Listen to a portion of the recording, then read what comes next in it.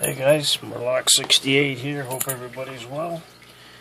Trying something a little different tonight. So the other night I watched a very interesting video from our great community member SAS PAS. He featured one of these distress alarm panic buttons that are basically used in many places, parking garages, apartment buildings, wherever. And basically if there's a distress, push it, the alarm goes off, and somebody comes and responds it. So maybe this is basically keyed, so once it's locked, security or whoever, or myself in my case, can come and reactivate it.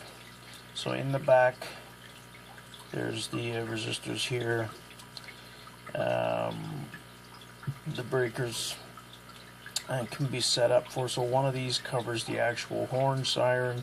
One of them covers the, in my case, the blue light at the top, and you can put another one here to cover the model that has the flashing button,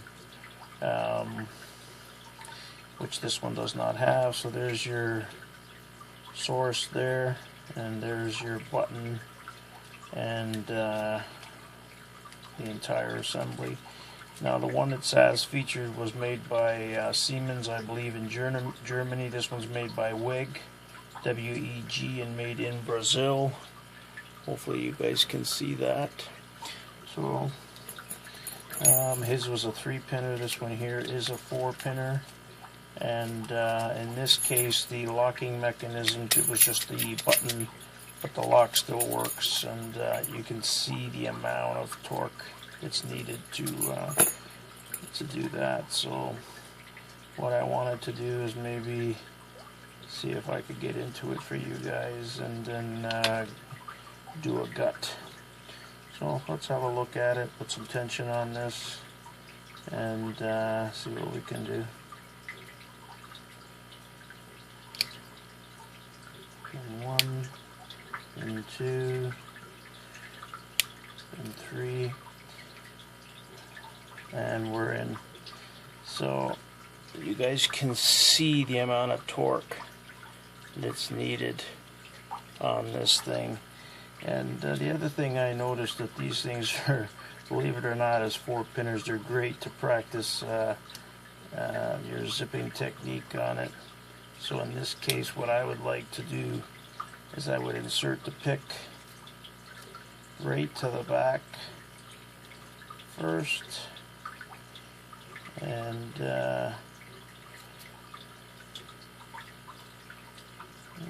apply my tension slightly after that, and you're in. So it's that easy to practice the zip on this thing. And I do have a couple more of these, so basically now we're going to do the gut for you guys, and magically the gut is done. I've already done the gut on another one, so basically I wanted to go over with you guys in order. So this particular screw that you guys see right here at the bottom is inside there. Once you remove that screw, you're able to remove this assembly, which twists in. At that point you will remove this nut that just sits on top. Now then comes the part where you want to remove the core, and when you're removing the core, you'll see this slot right there that has in it,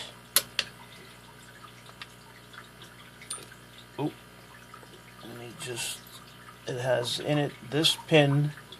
So basically this is inserted, and that holds the entire locking mechanism together. So actually I had a difficult time, so what I ended up using was a piece of welding rod.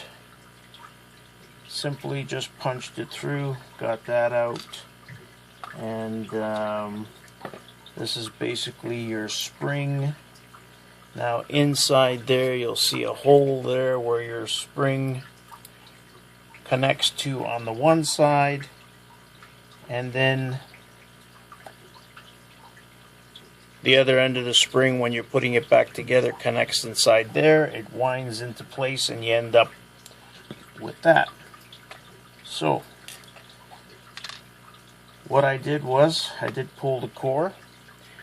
Now I'd have to go back and look at SAS's. This one here, as you can see, is a 4-pinner, but they had a core retaining pin inside there, so I decided to remove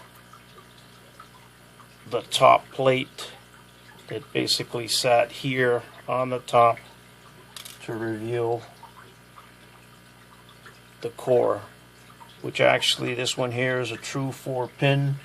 I think SAS's looked like it had 6 chambers, and only 3, if I was not mistaken, were populated. So this one here is 4, and it comes with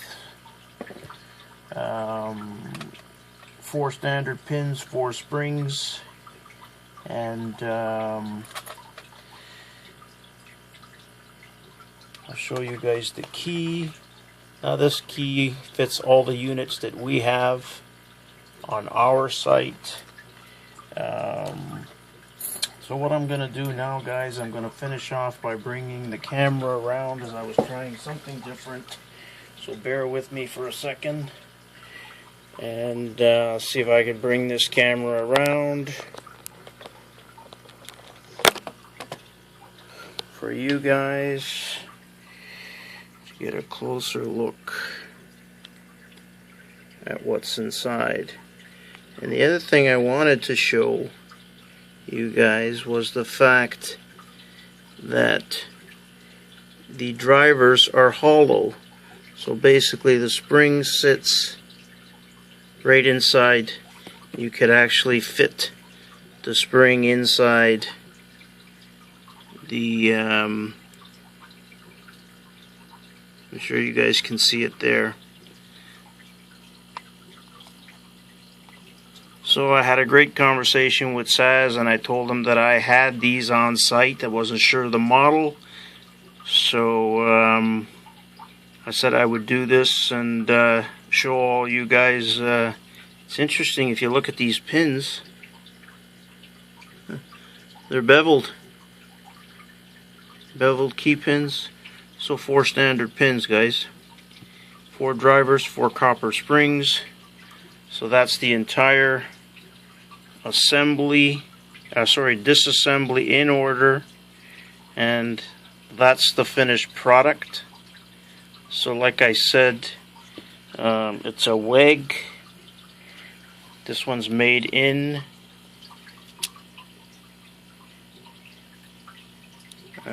Brazil, and I thought I would feature it today for you guys.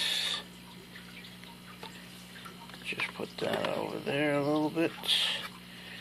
Let's see how that works out. And again, just show you guys the internals. And that's it, guys. Hope you guys enjoyed the video on this one. It's the WEG panic distress alarm that's activated in case of an emergency and rekeyed, reactivated by key, either by security or in this case myself in the building. So that's it for today, guys. Hope you guys enjoyed the video. Hit the like button and subscribe. Thank you for your support.